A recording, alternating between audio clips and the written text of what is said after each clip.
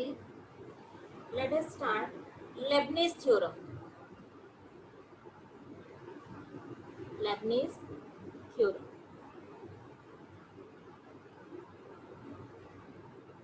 Okay, what is Leibniz theorem? Leibniz theorem is used to find the nth derivative of the product of two functions.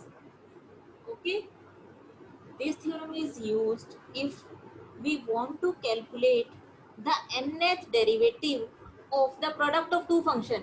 Means if we want to find out the nth derivative of uv function. Is it clear? Then we use Leibniz theorem. Clear है बेटा ये चीज? अगर कोई function आपको u into we type का दिया हुआ है, means product of two functions दिया हुआ है, और उसका आपने nth डेरिवेटिव कैलकुलेट करना है, तो हम लेबनीज थ्योरम का यूज करके उसका nth डेरिवेटिव कैलकुलेट करते हैं. अब इसके लिए आप क्या फॉर्मूला यूज करते हो वो आपको मैं बताने जा रही हूँ. u into v nth derivative. ठीक है, it means nth derivative of u into v is equal to nc0 u n v plus nc1 u n minus 1 v1 plus nc2 u n minus 2 v2 plus ncn u vn.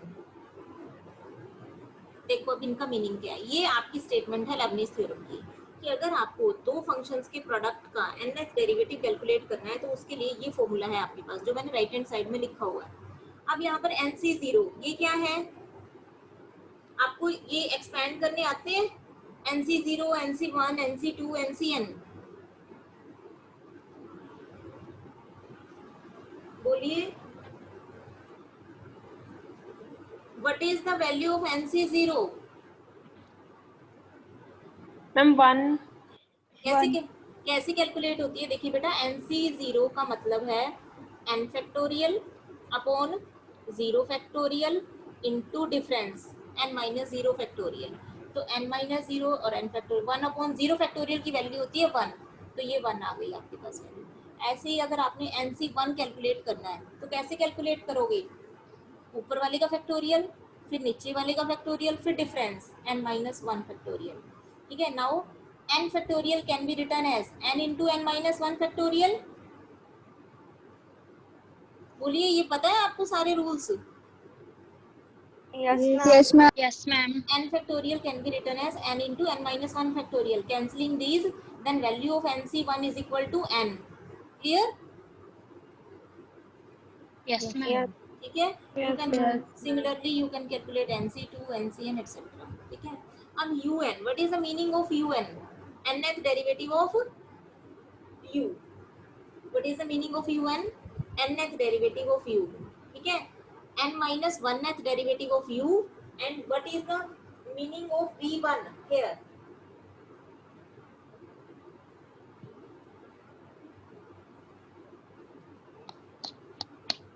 What is the meaning of v1? First derivative of v. n minus 2th derivative of u, second derivative of v.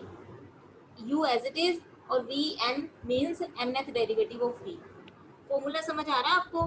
देखिए nc0, u के कौन से derivative चल रहे हैं? जो इन दोनों का डिफरेंस है. ठीक है, और जो नीचे है वो आपका v के डेरिवेटिव है. v0 का मतलब है, जीरो डेरिवेटिव का मतलब है v as it is. nc1 u n minus 1 दोनों का डिफरेंस लिया, और यहाँ पर जो है वो आपने यहाँ पर ले लिया v1. फिर nc2 दोनों का डिफरेंस यहाँ u के नीचे और v के नीचे ये वाला 2. समझ आ रहा है फॉर्मूला? Yes, ma'am. तो ये आपका फॉर्मूला है. अब इस फॉर्मूले के बेस पर आपने क्वेश्चंस करने हैं, आपने nth डेरिवेटिव कैलकुलेट करना है. ठीक है, फॉर्मूला आपके पास यहाँ में रिटर्न है.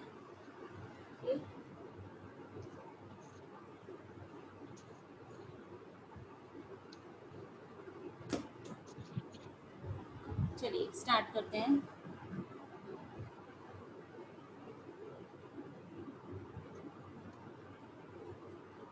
अब देखिए, मान लीजिए आपको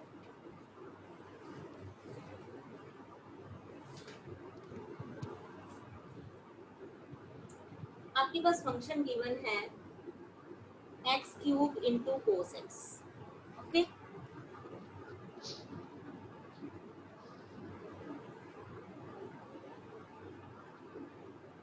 x cube into cos x. Find the nth derivative of this function. This function is the product of two functions, x cube and cos x. Is it clear to all?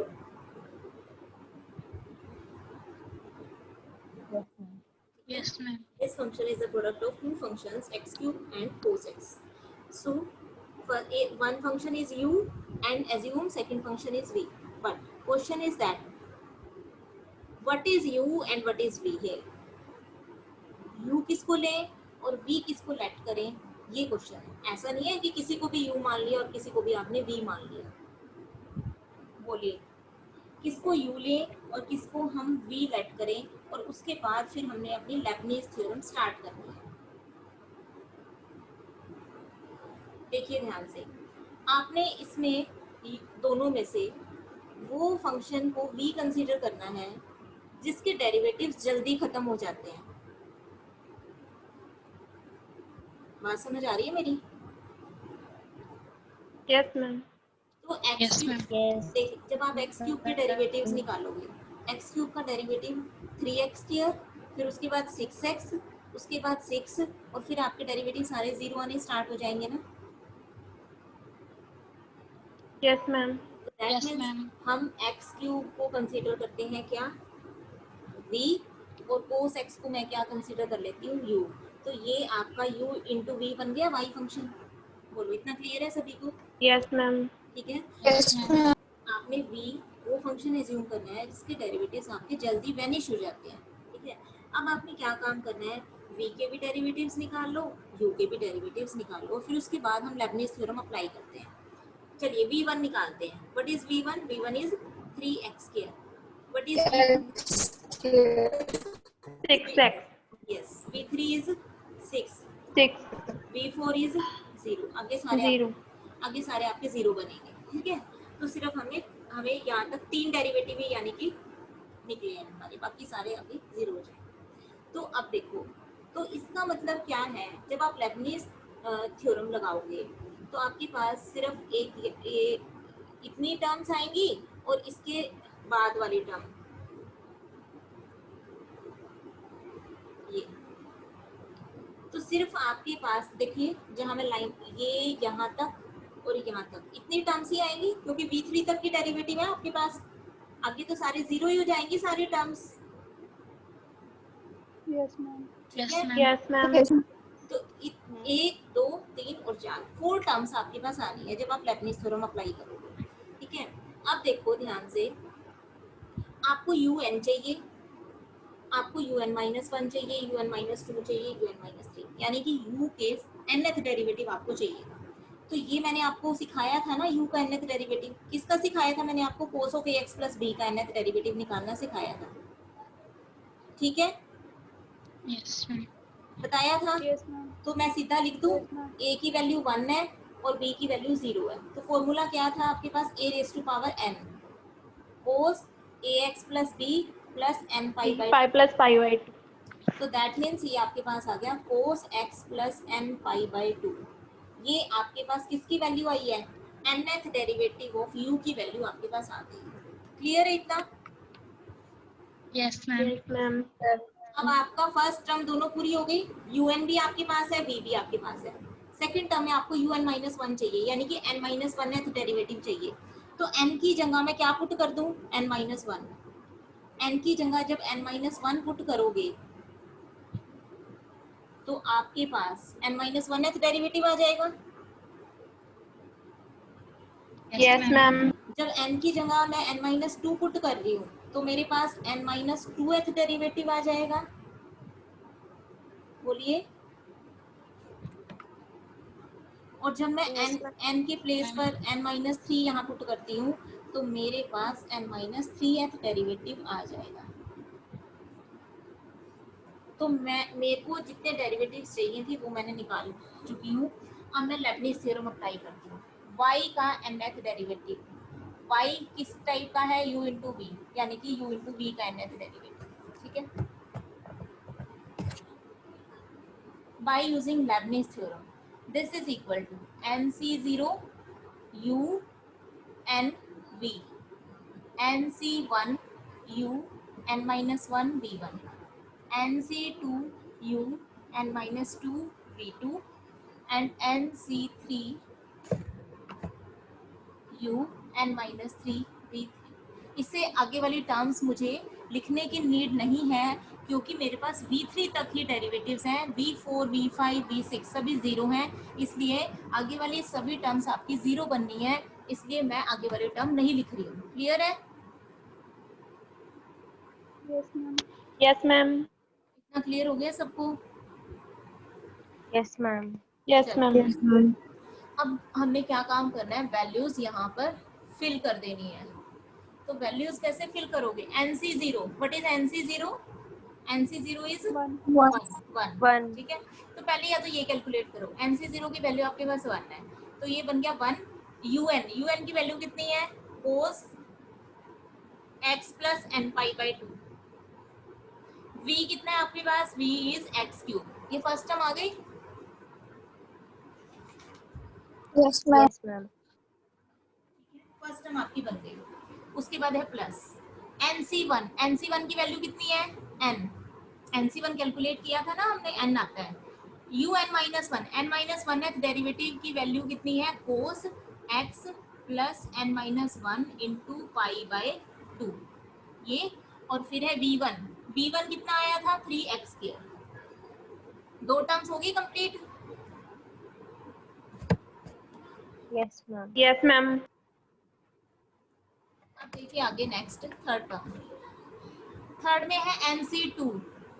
nc2 कैसे calculate करोगे, nc2 is equal to n factorial 2 factorial n minus 2 factorial. n factorial can be return as n into n minus 1 into n minus 2 factorial. बोलिए, इतना clear है सभी को? Yes, ma'am. Yes, ma'am. और नीचे Yes, है ma'am. Denominator में 2 factorial n minus 2 factorial, इससे ये कैंसिल हो गया, तो आपके पास n into n minus 1 by 2 बचेगा, ठीक है। तो थर्ड टर्म में Yes, ma'am. n into n minus one by 2, nc2 की वैल्यू, u n माइनस 2 की वैल्यू क्या होगी, cos x plus n minus 2 into pi by 2, ठीक है। और फिर है v2 की वैल्यू है हमारे पास 6x, ठीक है। तो ये आपके पास थर्ड टर्म की होगी। अब लास्ट वाली nc3 की वैल्यू कितनी आएगी, N into n minus 1 into n minus n 2 by into 6. n minus 1. n into n minus one into n minus 2 divided by 6. 6, यानी कि 3। 6. देखो बेटा, nc1 आपके पास n होता है, nc2 होता है n into n minus one by 2 factorial, ठीक है। nc3 क्या होता है, n into n minus one into n minus 2 by 3 factorial. ये सभी को पता है या काफ़ी बच्चे ऐसे हैं जिनको ये नहीं पता, पहले मुझे ये बताओ। हम भूल गए हैं, मतलब इतना याद नहीं है। अच्छा, चलो Yes, फिर ma'am. ये क्वेश्चन कर लो, उसके बाद मैं आपको बताती हूँ कैसे निकालने हैं, ठीक है। un माइनस 3 की value cos x plus n minus 3 pi by 2, और फिर है v3 कितना था हमारे पास 6। ये आपका आंसर आ गया। इतना बोलो, इतना क्लियर है सभी को ये question? Yes, ma'am. Yes, ma'am. Yes, ma'am. Yes, ma'am. ये फर्स्ट क्वेश्चन का सेकंड पार्ट है आपका एक्सरसाइज में 4C में। अब इसमें आपको मेन चीज़ क्या है, फॉर्मूला याद होना चाहिए, डेरिवेटिव्स निकालने आने चाहिए, और आपका nc1 nc2 ये कैलकुलेट करने आने चाहिए। और एक चीज़ ये है कि आपको ये पता होना चाहिए कि v किसको लेट करना है और u किसको लेट करना है। बोलिए, कोई डाउट है इसके अंदर तो पूछ लीजिए इस क्वेश्चन में।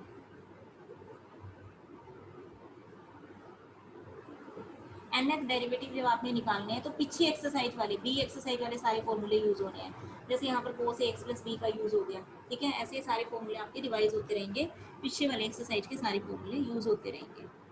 क्लियर है इतना?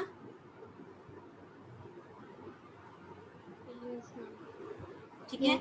अब देखो, अब मैं आपको थोड़ा सा ये बताती हूँ निकालने कि NC0, NC1, NC2,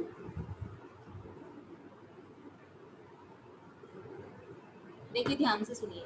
मान लीजिए आपने NC3 कैलकुलेट करना है, ठीक है, तो मैंने आपको अभी बताया n है ऊपर तो n फैक्टोरियल, नीचे कितना है 3, तो यहाँ 3 फैक्टोरियल और फिर डिफरेंस दोनों का। इतना समझ आ गया सबको? Yes, ma'am. देखिए Yes, ma'am. इसको कैंसिल करने के लिए इसको हम यहाँ तक खोल देंगे, ओपन कर देंगे, तो n factorial can be written as n, n-1, n-2 into n-3 factorial. यहाँ पर आकर हमने रुक जाना है, नीचे आपका सेम। इससे क्या होगा, ये दोनों कैंसिल हो जाएंगे। वैल्यू कितनी आई, n, n-1, n-2 upon 3 factorial. बोलिए क्लियर है? Yes, ma'am. Yes, ma'am. Yes, हाँ, ma'am. अब ध्यान से सुनो। अगर मान लीजिए आपने ये कैलकुलेट करना है 4C2, तो मैंने क्या फॉर्मूला बताया, 4 फैक्टोरियल, नीचे कितना है 2 फैक्टोरियल, फिर इन दोनों का डिफरेंस 4 माइनस 2 यानी कि 2 फैक्टोरियल। क्लियर है इतना? Yes, ma'am. अब 4 को 2 तक खोल दीजिए, यानी कि 4 फिर 1 कम 3 फिर 2। 3, 2, 1. पूरा खोलने की जरूरत नहीं है ना, ये तो कैंसिल ही हो जाएंगे आपके। 4 को मैंने 2 Yes, फैक्टोरियल ma'am. तक ओपन कर दिया, ठीक है, 4, 3, 2 फैक्टोरियल, ताकि मेरा 2 फैक्टोरियल से 2 फैक्टोरियल 4 कैंसिल हो। into 2, 2 2 are 6 आंसर आ गया ना? Yes, ma'am. Yes, ma'am. Yes, ma'am. बोलो क्लियर है सबको? हाँ जी मैम। ठीक है, तो ये बस Yes, आपने ma'am. वैसे भी एक स्टैंडर्ड फॉर्मूला है NC3। इसका मतलब है n को हमने 3 बार 3 फैक्टर लेने हैं, n, n-1, n-2, 3 फैक्टर्स आ रहे हैं ना न्यूमरेटर में, ठीक है, और नीचे क्या लेना है 3 का Yes, फैक्टोरियल। ma'am. अगर NC4 होता तो n के 4 फैक्टर लेने हैं, n, n-1, n-2, n-3, और नीचे आपके पास आएगा 4 फैक्टोरियल। ये फॉर्मूला है आपका, ठीक है। Yes, ma'am. NC5 में ऊपर 5 फैक्टर्स आ जाएंगे, 1 2 3 4 5, और नीचे आ जाएगा 5 फैक्टोरियल। क्लियर है सभी को? Yes, ma'am. ठीक है, Yes, ma'am. तो Yes, ma'am. Yes, ma'am. ये अब आपने लेबनिज़ थ्योरम के बड़े पहले सिंपल क्वेश्चन मैं आपको दूंगी पहले करने के लिए, ऐसे सारे नहीं होंगे आपसे। अब ये क्वेश्चन नोट कीजिए जल्दी से।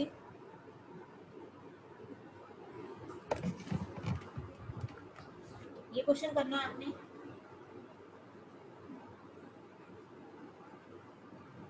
ये क्वेश्चन करना है,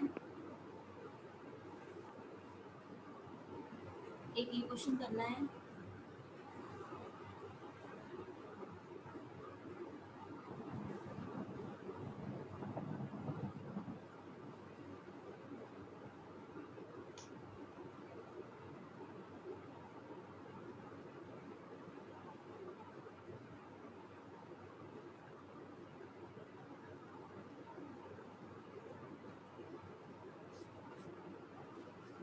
क्वेश्चंस हो गए हैं।